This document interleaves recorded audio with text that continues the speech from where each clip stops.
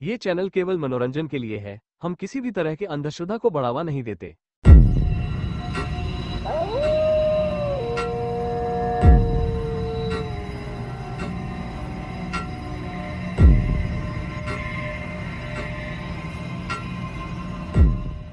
राजेश एक अनुभवी taxi driver था। वह अक्सर रात की शिफ्ट में काम करता था क्योंकि सड़कों पर शांति होती थी और वह अधिक सवारियां उठा सकता था। एक ठंडी सर्द रात को घना कोहरा चारों तरफ छाया हुआ था। उसे हाईवे पर एक सवारी का इंतजार करते हुए काफी समय हो गया था। अचानक उसने सड़क किनारे एक औरत को खड़े देखा। वह सफेद साड़ी पहने हुए थी और उसका चेहरा अजीब तरह से हुआ था। राजेश ने गाड़ी रोकी और पूछा, कहाँ जाना है मैडम? औरत ने धीमी आवाज में कहा, श्मशान घाट तक। राजेश को थोड़ी घबराहट हुई, लेकिन सवारी को मना करना उसकी आदत नहीं थी। औरत चुपचाप गाड़ी की पिछली सीट पर बैठ गई। पूरे रास्ते वह खामोश रही। राजेश ने शीशे में देखा तो पाया कि औरत का चेहरा अब भी ढका हुआ था।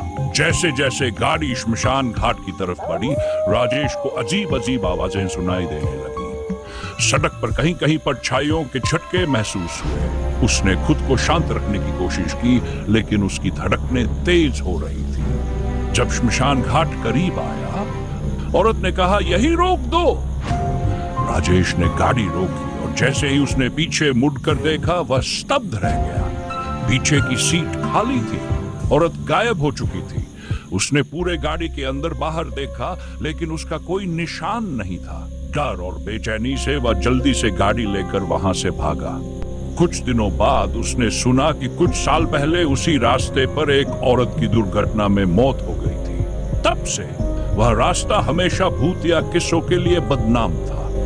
उस रात के बाद राजेश ने कभी रात की शिफ्ट नहीं ली। वह अब भी सोचता है कि वह कौन थी और क्या वह वाकई सचमुच की सवारी थी या कुछ और।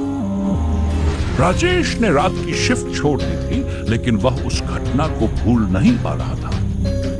हर बार जब वह उस रास्ते के बारे में सोचता, उसके रोंगटे खड़े हो जाते। कुछ हफ्तों बाद उसके दोस्त सुरेश ने उसे समझाते हुए कहा, यह सब तुम्हारे दिमाग का खेल है, चलो मैं तुम्हारे साथ चलूंगा, हम उस रास्ते की सच्चाई जानेंगे। राजेश पहले तो डर गया, लेकिन सुरेश के जोर देने पर उसने मान लिया। एक ठंडी काली रात को वे दोनों उसी हाईवे पर निकले। राजेश गाड़ी चला रहा था और सुरेश के बगल में बैठा था। जब वे उस जगह पहुंचे जहां राजेश ने पहली बार उस औरत को देखा था, अचानक गाड़ी के इंजन की आवाज धीमी पड़ने लगी। सुरेश ने घबराकर कहा, यह गाड़ी को क्या हो रहा है? राजेश ने गाड़ी रोक दी और उतरकर इंजन देखने लगा। उसी समय सुरेश को गाड़ी के शीशे में एक परछाई दिखी। वह पीछे मुड़कर देखने ही वाला था कि गाड़ी का दरवाजा अपने आप बंद हो गया। राजेश ने इंजन स्टार्ट करने की कोशिश की और गाड़ी चल पड़ी, लेकिन कुछ दूर जाने के बाद उन्हें सड़क के किनारे वही सफेद साड़ी वाली औरत खड़ी दिखाई दी। इस बार वह गाड़ी के ठीक सामने आ गई। राजेश ने डर से ब्रेक लगाया, लेकिन औरत ने इशारा किया कि वह गाड़ी में बैठना चाहती है। सुरेश ने कांपते हुए कहा, मत रोको, इसे अनदेखा करो। लेकिन राजेश ने पहले जैसी गलती दोहराने का फैसला किया। उसने गाड़ी की खिड़की से पूछा, आप कौन हैं और यहाँ क्यों खड़ी है? औरत ने धीरे से कहा, तुम्हें सच जानना है तो मेरे साथ आओ। डरते डरते राजेश ने गाड़ी को उसके बताए रास्ते पर मोड़ दिया।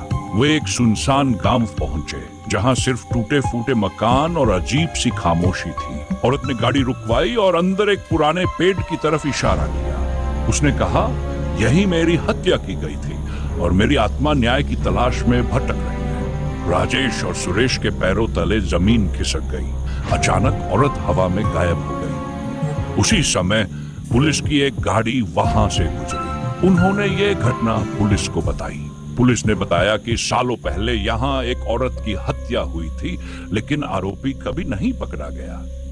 उस रात के बाद राजेश और सुरेश ने फैसला किया कि वे इस मामले को उठाएंगे। औरत की आत्मा शायद तब तक भटकती रहेगी जब तक उसे न्याय नहीं मिल जाता।